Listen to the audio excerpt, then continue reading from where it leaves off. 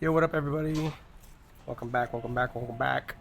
I'm on page 143 of The Creative Act, The Way of Being by Rick Rubin.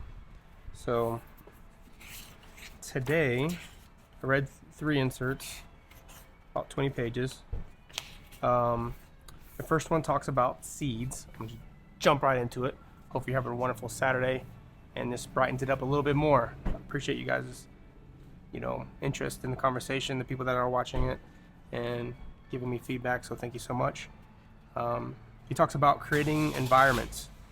He says, create an environment where you feel free to express what you're afraid to express, which is hard because that's where a lot of art comes from, like weird places of our lives and the things that feel the most scary for us. So you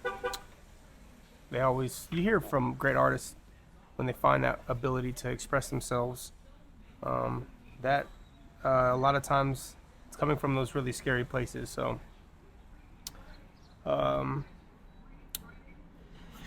this chapter is called Seeds, and he just talks about like the idea of finding and placing a bunch of seeds. We kind of already have that understanding of when you plant a bunch of seeds, they grow and it takes time for things to grow. So when you meet people, when you develop relationships, when you nurture an idea, you come up with an idea, all these things are like seeds. So he puts it, and I'll give you three references that he put.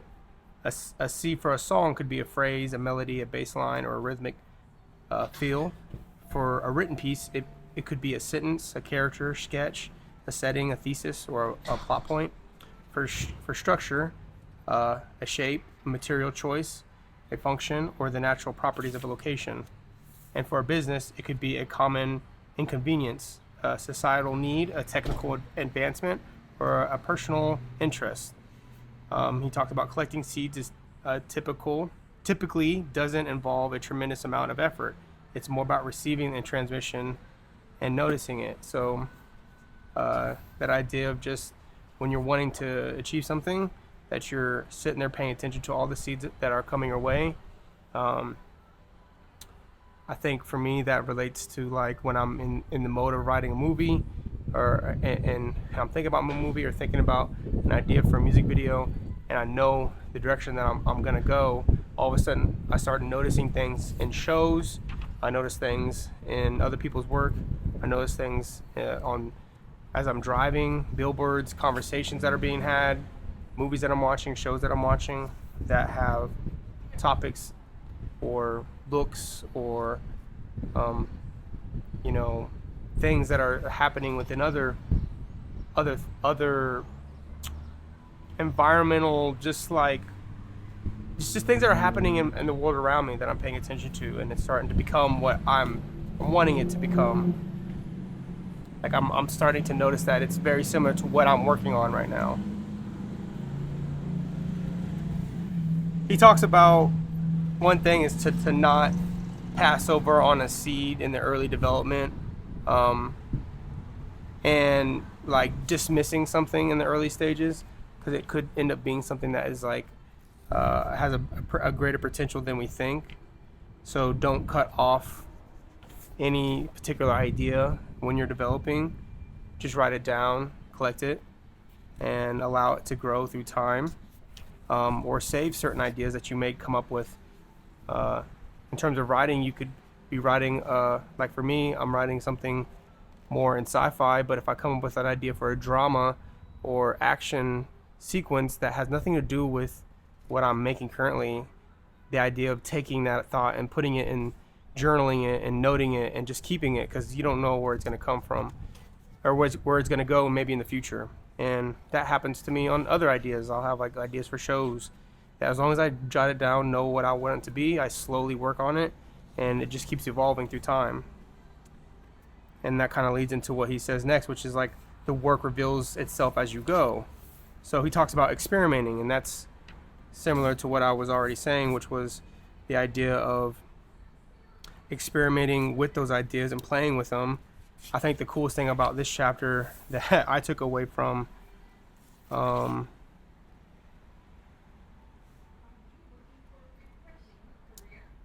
let's see here, that I thought that I thought was something that feels like it happens in a collaborative. It helps in a. It starts in a collaborative environment. Sorry, I'm tongue tied here. Um, you know that idea that if someone else comes up with a thought, if someone else comes up with an idea that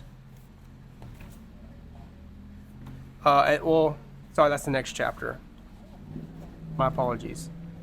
But it's a good segue into that chapter.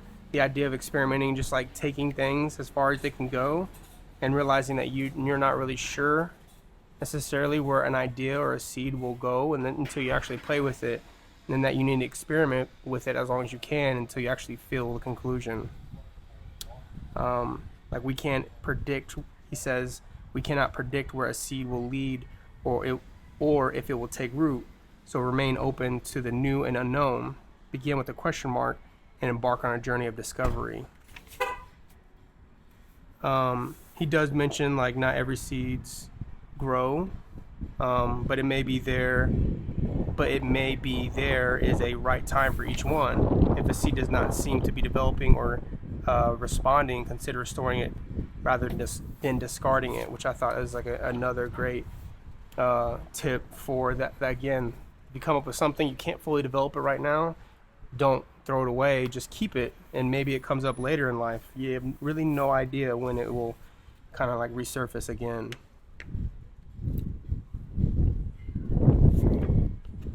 So yeah, just the idea of just like nurturing it, and I like him just like the way he puts the idea of just encouraging experimentation. Hey baby.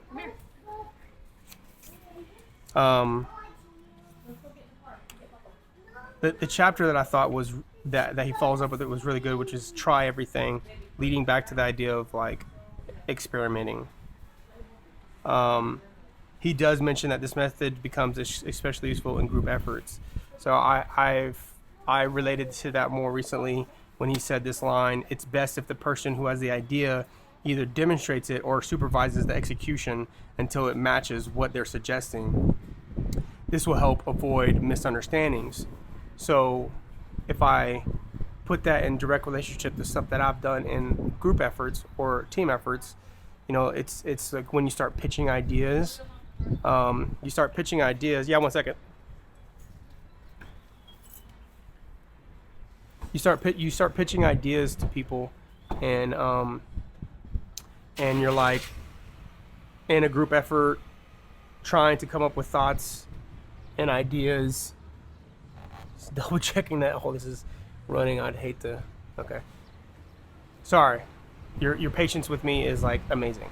So this is the most important thing that I think today's subject matter, like that helps me and reminds myself even when it comes to not turning down people's ideas. Like the idea that everyone has good thoughts. It's just how they express them and whether or not they express them well enough for you to understand them. If someone gives me an idea and says, I think this is what we should do, and I can't understand it, it's not my fault nor their fault. It's just I can't clearly see it because it's not in my head. So his suggestion was to try to get that person to find a way to see their thought all the way through, whether that's like for nowadays, whether that's using AI or actually physically building something, or actually finding someone, if they can't do it, then finding someone that can help them do it, so that we can see what the idea really is. He mentions once the idea is witnessed in its full expression, it may turn out far better than you imagine. It may be even a perfect fit, or it could be exactly what you expected. Something will be gained through the process, whatever the result is. Give yourself permission to be wrong and experience the joy of being surprised. Again, I think it goes twofold. I could think an idea is a bad idea, and then that person shows me what it is, and all of a sudden it's a great idea, you know, and I'm wrong in that decision, and of my original like evaluation of, I think this is bad. You know, I don't think we should do that because X, Y, and Z, but because they went through the whole process of expressing themselves and showing what it is, then I actually could see it, and then I'm like, okay, yeah, you're right. Now, this is what his suggestion is when it comes to exploring and trying everything. Obviously, you can't do that in every situation, but his suggestion's more about, like, if you really want to get points across, if you really want to see what the potential is in the thing that you're trying to make, then you need to work it all the way through. And that's like I said, that's hard. That's easier said than done, because if someone has an idea and they don't want to show you what they mean, you can't really force them to do it, And if you can't understand what they mean, then it's not your fault that you can't envision it. So, it just puts more pressure on the idea that we as people need to find a way to communicate better, whether it's words, songs, visuals. Like most people are visually inclined. Like most people like to see some kind of visual representation. So for me, it's like AI, or like finding a movie or a shot or something that could represent what I'm saying, and try my best to get them to see it. So yeah, it's great. Planting seeds, nurturing them. Don't give up on any idea, because all the ideas that you come to you are usually pretty decent. It's whether or not it's meant for now or later. And then, don't dismiss something, because it could be better than what you thought it was. So have a great weekend. Appreciate you guys tuning in. Short episode, but a great one, and the idea of learning from failures. So take it easy. We'll see you tomorrow.